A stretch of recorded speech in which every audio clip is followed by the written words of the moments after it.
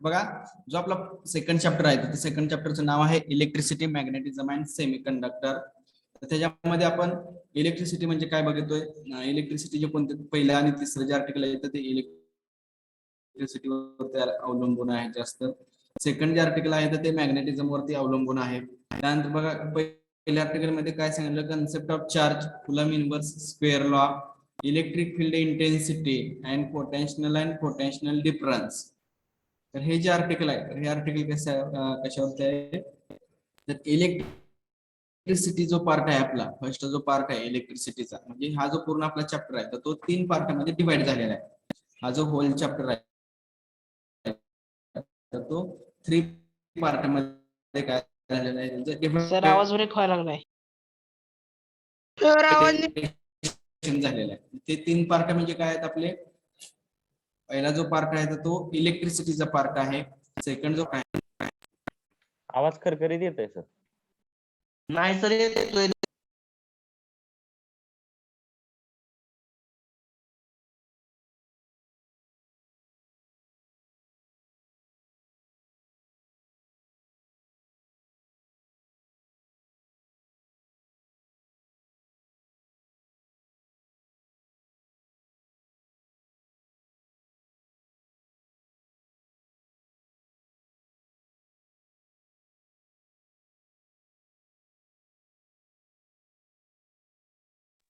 Hello sir, आवाज येत नाही.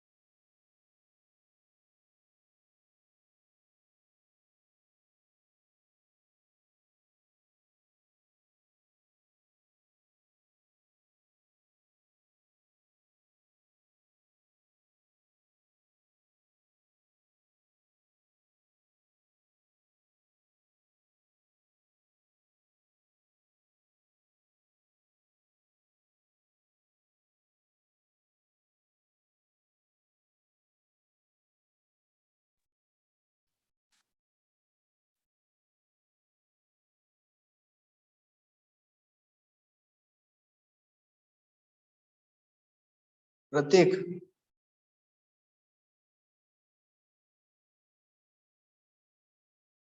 केलं सर.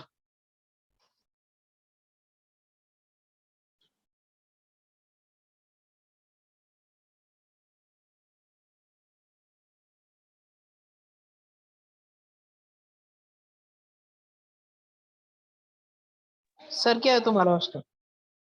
Okay okay.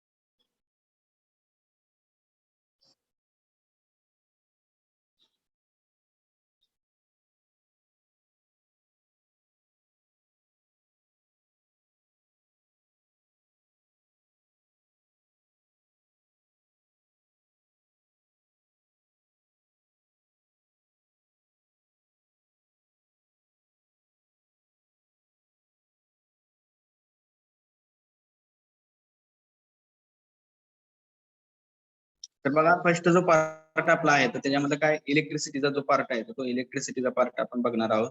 तर त्याच्यामध्ये concept of charge, Coulomb inverse square law, electric field आणि electric field intensity, potential difference. तर हे जो आर्टिकल आहे आपण आर्टिकल या ठिकाणी आपण अशा पद्धतीने या ठिकाणी बघणार आहोत.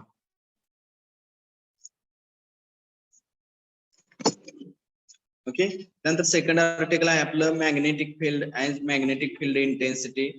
It's a unit magnetic lines of force and magnetic flux.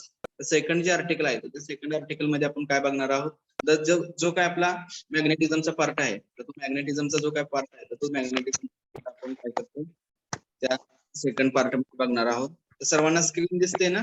डॉक्टरला बोलवून घेऊ आहे का असं? हो येस सर. हा त्यानंतर तिसरा काय आहे, तर दुसरा पार्ट काय आहे, electric current, Ohm's law, specific resistance, law of series and law of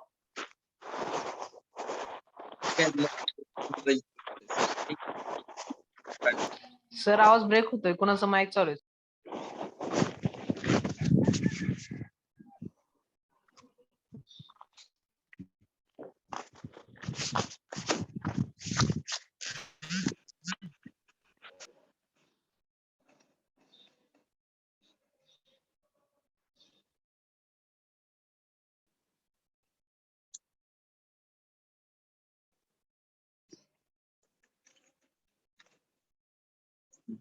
त्यानंतर तिसरं जे आर्टिकल आहे तर तिसऱ्या आर्टिकल मध्ये काय, electric current, Ohm's law, specific resistance, law of series and law of parallel combination of resistances, heating effect of electric current. Okay. त्यानंतर fourth article आहे conductor, insulator and semiconductor. त्याच्यामध्ये energy band, त्यामध्ये intrinsic and extrinsic semiconductor. म्हणजे आपण तिसरं जे article आहे आपला तिसरा जो पार्ट आहे तो तिसरा पार्ट काय आहे, कंडक्टर, इन्सुलेटर आणि सेमी कंडक्टर. तर जसं आपण कंडक्टर म्हणजे काय म्हणतो, ज्यातून करंट पास होतो तर त्याला काय म्हटलं जातं, कंडक्टर म्हटलं जातं.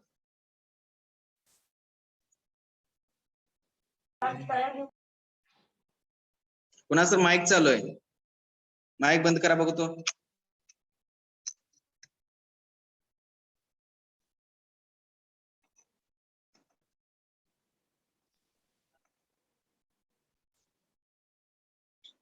त्यानंतर लास्ट जे आर्टिकल आहे त्या लास्ट आर्टिकल मध्ये आपण काय बघणार आहोत,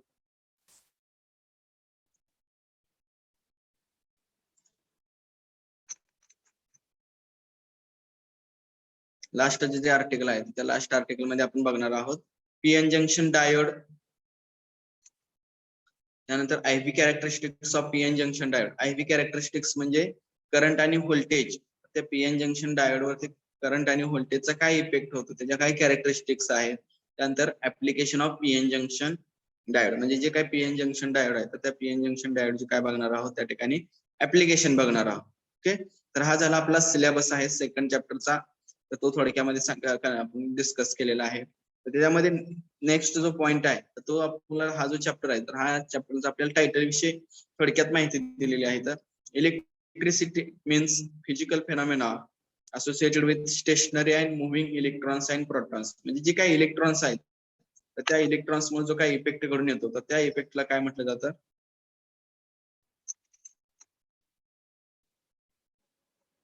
तो जो इफेक्ट घडून येतो तर त्या इफेक्टला काय म्हणतात, इलेक्ट्रिसिटी. म्हणजे इलेक्ट्रॉन्स जे काय ट्रान्सफर होत असतात किंवा पास होत असतात त्याला काय म्हटलं जातं, इलेक्ट्रिसिटी म्हटलं जातं.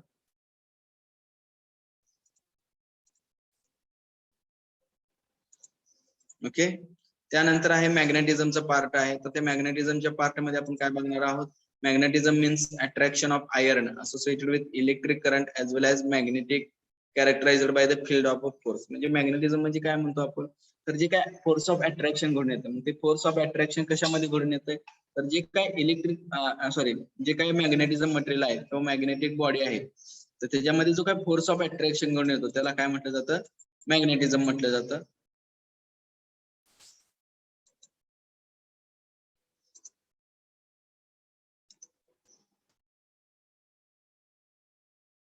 त्यानंतर तिसरा जो पार्ट आहे तो सेमी कंडक्टर आहे. तर त्या सेमी कंडक्टर मध्ये आपण काय करणार आहे, त्या सेमी कंडक्टरला, सेमी कंडक्टर म्हणजे semiconductor means material having property of both conductor and as well as insulator. मग सेमी कंडक्टर म्हणजे काय, तर जे काय सेमी कंडक्टर आहेत तर ते सेमी कंडक्टर दोन्ही प्रॉपर्टी दाखवत. आता दोन्ही प्रॉपर्टी दाखवणे म्हणजे काय, जसं आपण आपल्या तुम्ही 10th स्टँडर्ड पर्यंत म्हणत होता की त्यामध्ये तुम्हाला 2 मीडियम होता शिकण्यासाठी, एक कोणतं, मराठी मीडियम आणि दुसरं होतं इंग्लिश मीडियम, बरोबर. तर जे मराठी मीडियमचे विद्यार्थी आहेत त्यांना सर्व सब्जेक्ट कसे होते, मराठी मीडियम मधून होते, बरोबर. आणि जे इंग्लिश मिडियमचे विद्यार्थी आहेत तर ते कशामध्ये त्यांना सर्व सब्जेक्ट कशामधून असतात? कशामधून असतात? इंग्लिश मधून. इंग्लिश. बरोबर. म्हणजे त्याला आपण काय म्हणतो, जे मराठी मीडियमचे आहेत तर त्यांना पूर्ण आपण म्हणजे त्यातून त्यांना कोणताही इंग्लिश सब्जेक्ट सोडला तर कोणतेही सब्जेक्ट इंग्लिश मधून नसतात. परंतु जे इंग्लिश मिडियमचे असतात तर त्यांना सर्व सब्जेक्ट, ऑल सब्जेक्ट, सायन्स असेल, सोशल सायन्स असेल, हिस्ट्री असेल, भूगोल असेल, जो काय सर्व सब्जेक्ट आहेत तर ते सर्वच्या सर्व सब्जेक्ट कशामध्ये असतात? In English. म्हणजे त्याला आपण काय म्हणतो, तो कंडक्टर म्हणू शकतो. आणि जे पूर्ण मराठी मीडियमचे आहेत त्यांना काय म्हणू शकतो? इन्सुलेटर. तर आणि आपल्या इथं काय दिलं आहे, सेमी कंडक्टर म्हणजे काय बनायचं आहे की त्यातून करंट पास होतो आणि होतही नाही. म्हणजे ज्या बॉडीतून करंट पास होतो त्या बॉडीला आपण कंडक्टर म्हणतो, जे पूर्ण इंग्लिश मिडियम.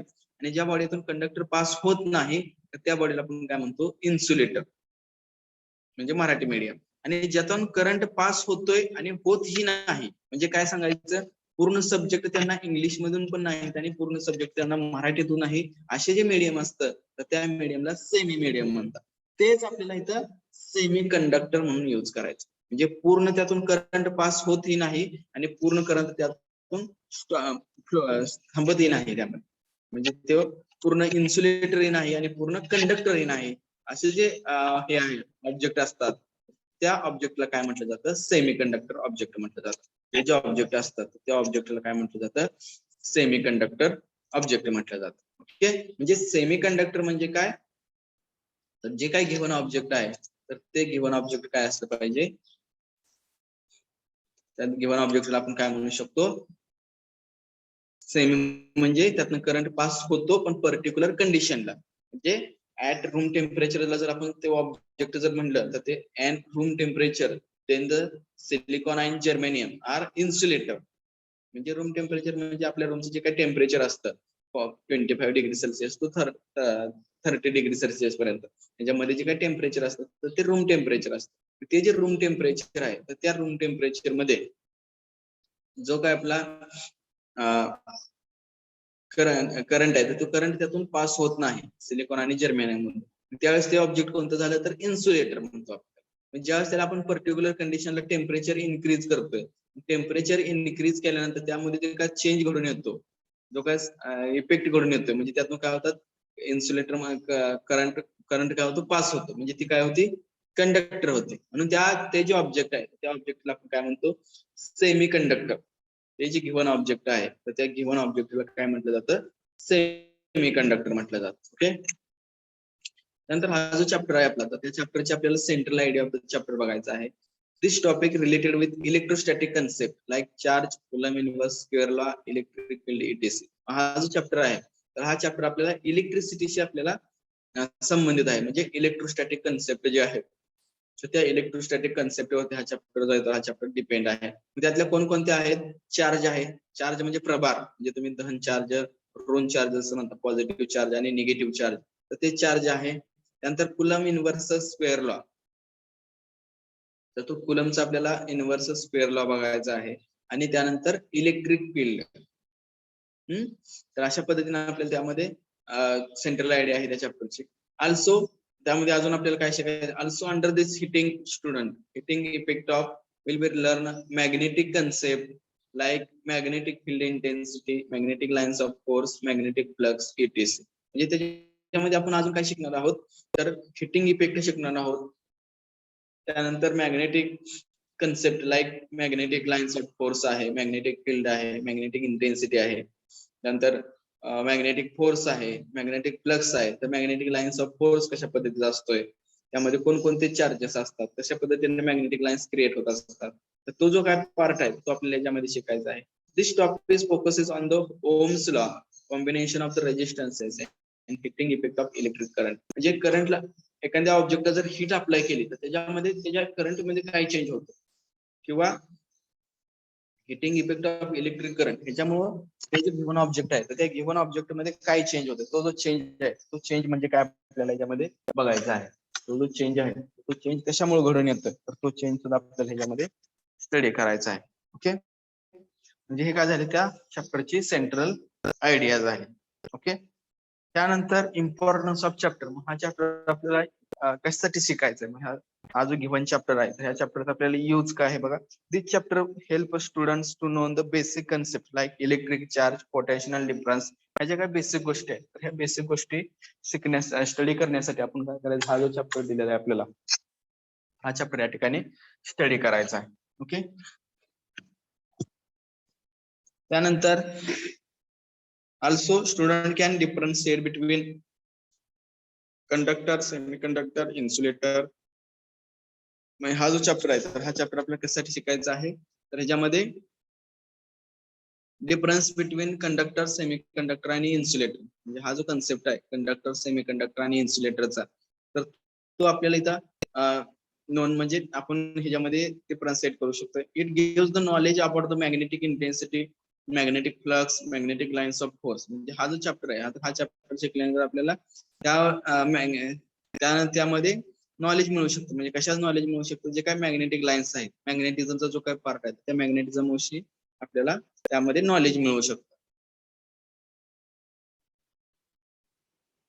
त्यानंतर ह्या चॅप्टरचे ऑब्जेक्टिव्ह काय आहेत बघा. 5 आर्टिकल आहेत, त्यामध्ये 5 ऑब्जेक्टिव्ह आहेत. Calculate electric field, potential and potential difference of the given static charge. Static charge म्हणजे पॉझिटिव्ह आणि निगेटिव्ह चार्ज चेंजेबल असतात, म्हणजे पॉझिटिव्ह चार्ज आणि निगेटिव्ह चार्ज. तो स्टॅटिक त्यासाठी काय म्हणलेलं आहे, त्याने स्टॅटिक चार्ज म्हटलेला आहे. Describe the concept of given magnetic intensity and flux with relevant unit. म्हणजे त्यामध्ये आपण काय बघणार आहोत, तर कन्सेप्ट ऑफ मॅग्नेटिक इंटेन्सिटी. तर मॅग्नेटिक इंटेन्सिटीची कन्सेप्ट बघणार आहोत त्या ठिकाणी. त्यानंतर apply the law of series and parallel combination in the given electric circuit. त्याच्यामध्ये आपण काय बघणार आहोत, जो काय गिव्हन इलेक्ट्रिक सर्किट आहे, त्या गिव्हन इलेक्ट्रिक सर्किट मध्ये इलेक्ट्रिसिटी आणि मॅग्नेटिझमचा जो काय पार्ट आहे, तर तो पार्ट त्या ठिकाणी आपण बघणार आहोत.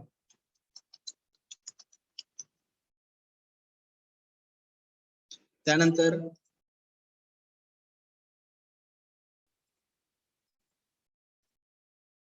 नेक्स्ट आहे explain the heating effect of electric current. म्हणजे हिटिंग इफेक्ट मुळे इलेक्ट्रिक करंट जो मध्ये जो काही चेंज होतोय किंवा जो काही इफेक्ट होतो, तर तो इफेक्ट सुद्धा आपण याच्यामध्ये काय करणार आहोत, स्टडी करणार आहोत. म्हणजे करंट जर आपण अप्लाय केला तर त्याचा इफेक्ट आपल्याला हिटिंग मध्ये होत असेल, तर फॉर एक्झाम्पल आपल्या घरामध्ये असणारा जो हीटर असतो, तर ते heating effect of electric current कशाचा आहे, heating effect of electric current जो काय आहे, तर त्याला आपण काय करू शकतो त्या ठिकाणी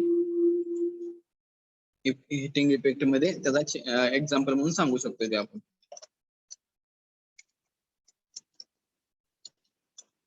त्यानंतर apply the law of series and law of parallel. म्हणजे resistance connected in series and resistance connected in parallel combination. तर हा जो महत्वाचा पार्ट आहे, तो सुद्धा आपल्याला काय करायचा त्याच्यामध्ये शिकायचा आहे.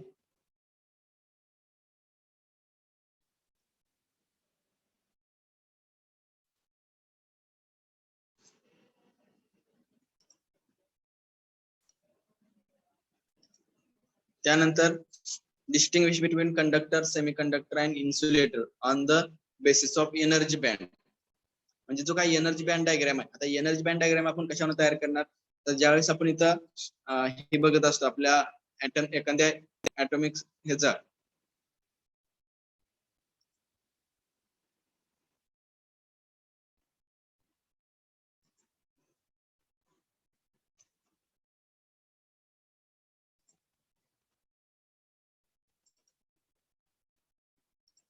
Recording in progress. तर ह्याच्यामध्ये आपण सर डबल आवाज येतोय. Distinguish between given conductor, semiconductor and insulator on the basis of energy band. आता ही जी एनर्जी बँड असते, तर ही एनर्जी बँड आपण कशावर स्टडी करणार आहोत, तर ती एनर्जी बँड डायग्राम जी असते, तर ती एनर्जी बँड डायग्राम आपण जे काय आपला ऍटम स्ट्रक्चर आहे, तर म्हणजे व्हॅलन्स इलेक्ट्रॉन असतात, तर ते व्हॅलन्स इलेक्ट्रॉन मध्ये जे काय सेल तयार होतात, व्हॅलन्स सेल, म्हणजे जसं आपण सांगू शकतो की जसं आपण एखाद्या ऍटमचं इलेक्ट्रॉनिक कॉन्फिगरेशन घेतो, कसं लिहित असतो. फॉर एक्झाम्पल ऑक्सिजन आहे, ऑक्सिजनचा ॲटॉमिक नंबर किती आहे, 8 आहे, बरोबर आहे ना. ऑक्सिजनचा ॲटॉमिक नंबर किती आहे? 8.